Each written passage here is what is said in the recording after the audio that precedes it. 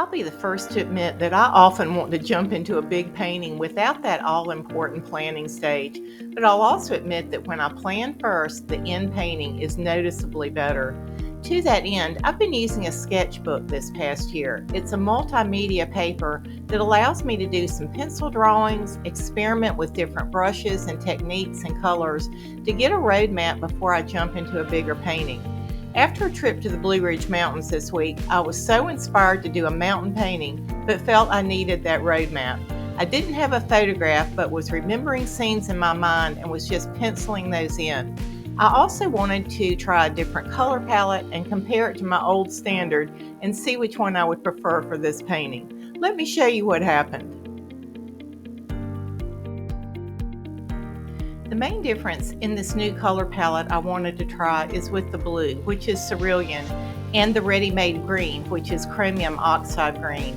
You'll notice on the left I also have titanium white, raw sienna, cad yellow medium, burnt umber, and then my green and blue. I also had a drop of alizarin crimson on that right corner.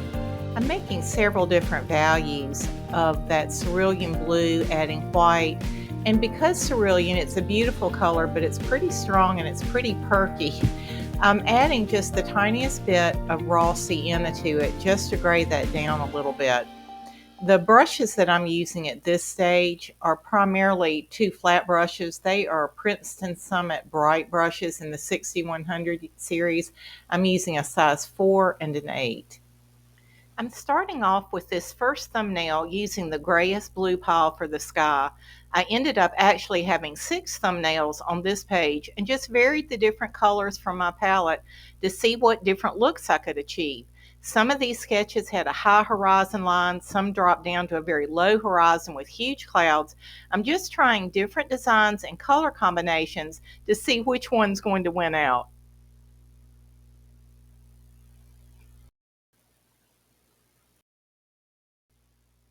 In all the thumbnails with this color combination for the clouds, I'm using the cerulean blue and white, and I'm using those grayer mixtures where I added in a little raw sienna. I'm using that for the shadow color.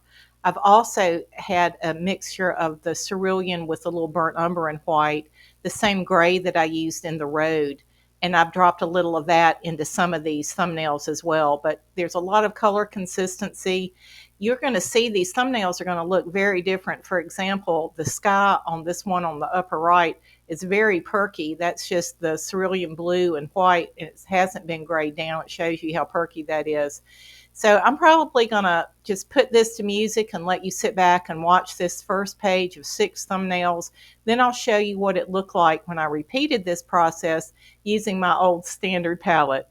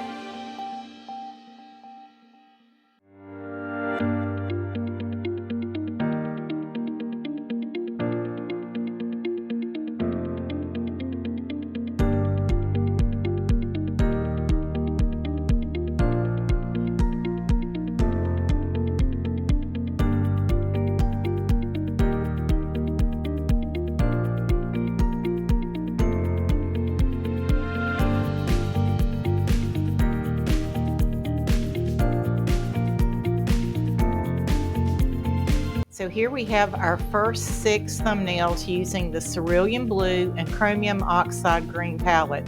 Now I'm going to redo those same 6 scenes, but I'm going to use the palette that I'm more accustomed to. Stay tuned. I have redrawn these 6 scenes. They're not exactly perfect, but they're close to the original 6 drawings. And I'm substituting now the blue and green that I typically have on my palette, which is ultramarine and sap green. The other colors remain the same. So I'm really going to speed this up, but I want you to see the difference just using a different color palette. Again, I'm going to try with these 6 to get different color combinations, different values, mixing these different colors on my palette to come up with the best color combination, the one that's most appealing to me. I'd love to know what you think, what your vote is.